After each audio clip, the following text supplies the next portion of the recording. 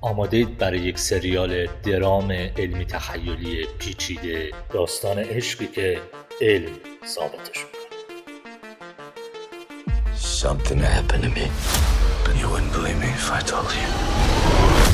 سلام به سینماچی، خوش اومدید. سریال ماده تاریک تولید جدید اپل تیوی که یک اقتباس جدیدی از یک رمان معروفیه که با سال 2016 نوشته شده. با این تفاوت که این بار نویسنده خود رمان قرار سریال رو بسازه. Here we go. Wait for this. To my extraordinary wife, Daniela, I do not deserve you. That's true. A man of science. He is married to the woman of his dreams, and they have a good life. Have a good day. Coffee to go? Oh my gosh, you're my hero. Until one night, he doesn't make it home. When he regains consciousness, everything has changed. I don't know, it sounds like he's crazy. I'm not crazy. اما بیاین اول ببینیم دارک متر یا ماده تاریک چیه. یک سری سوالهای بزرگ وجود داره که جواباشون رو فقط میتونیم با یک فرضیه بدیم. هنوز هیچ جواب قطعی و اثبات شده‌ای براشون وجود نداره. یکی از اون سوالهای بزرگ ماده تاریکه. اولین بار اخترشناس‌ها و دانشمندهای علم نجوم متوجه شدن اون چیزی که همه کهکشان‌ها و ستاره و اجرام آسمانی رو دور هم جمع کرده و توی همین حال نگه داشته میزان گرانش این اجرام روی همه. هر چیزی که جرم داره بر اساس اون جرمی که داره یک میدان گرانشی به وجود میاره و همه چیز توی یک حالت تعادلی توی یک سری مدار ثابت نگه داشته شدن تا این جهان به وجود بیاد. منتها یهو به یه مشکلی برخوردن. دیدن بعضی از این اجرام برای اینکه توی این تعادل و توی مدار خودشون باقی بمونن مثلا نیاز دارن به 20 واحد نیروی گرانشی که از طرف اجرام دیگه اونا رو نگه داره توی همون حالت. ولی هرچی حساب کردن دیدن همه اجرام دیگه نهایتاً مثلا 5 واحد گرانش به این جسم وارد میکنن. پس اون 15 واحد گرانشی دیگه از کجا داره اینو توی مدار نگه میداره؟ همین باعث به وجود اومدن یک فرضیه محکم شد به اسم ماده تاریک. ماده‌ای که ما نمیبینیمش ولی هست، همه جا هست.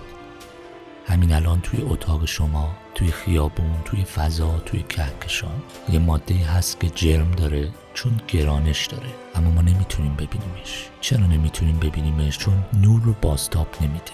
واسه همینم بهش میگن تاریک.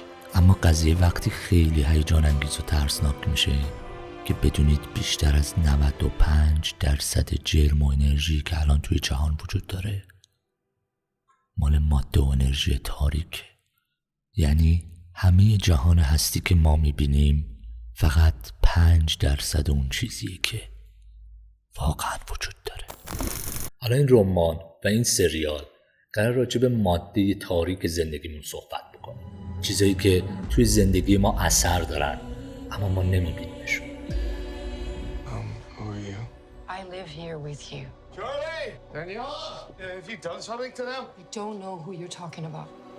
درباره جهانهای موازی توی این ویدئویی که لینکش این بالا میاد قبلا مفصل توضیح دادم. اینکه جهانهای موازی چی هن، چقدر علمی هن، چقدر نزدیکیم به اثبات جهانهای موازی و چی میشه که این فرضیه به وجود میاد درباره اینکه ما هزاران هزار زندگی مختلف رو در آن واحد و در یک دنیای دیگه داریم تجربه میکنیم. پس پیشنهاد میکنم حتما این ویدیو رو ببینید، چون برای خود منم خیلی جالب بود که چطور جهانهای موازی به وجود اومد فرضیه‌اش و چطور تو این سالها اینقدر بهش نزدیک شدیم و حتی خیلی از دانشگاه‌های بزرگ دارن اثباتش میکنن.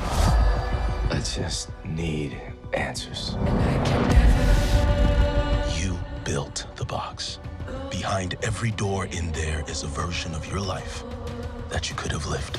اما حرف کلی که به نظر میرسه سریال میخواد بزنه درباره جهانهای موازی، یعنی زندگی‌های مختلف یک آدم، ماده تاریک، یعنی چیزهایی که روی زندگی ما اثر گذارن اما ما نمیبینیمشون و انگار یادمون رفته ازشون و غافلیم ازشون. اینکه ما اگر توی یک لحظه انتخابمون عوض میشد چقدر مسیر زندگیمون ممکن بود مسیر متفاوتی باشه. به این فکر کنین که همه سرنوشتاتون رو میدیدید و بعد میتونستید انتخاب بکنید که کدومو دوست دارید.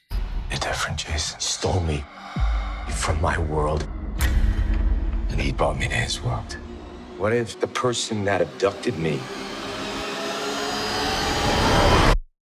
is me? Hey, fam. Your life is so lonely.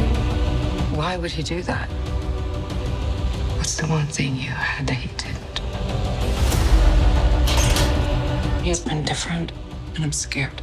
I don't know what to do. I need to use the box to get home. The world you're looking for is a grain of sand on an infinite beach. I need to get home to my family.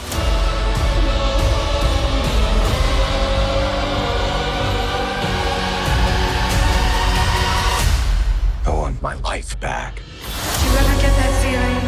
Want to kiss and hug?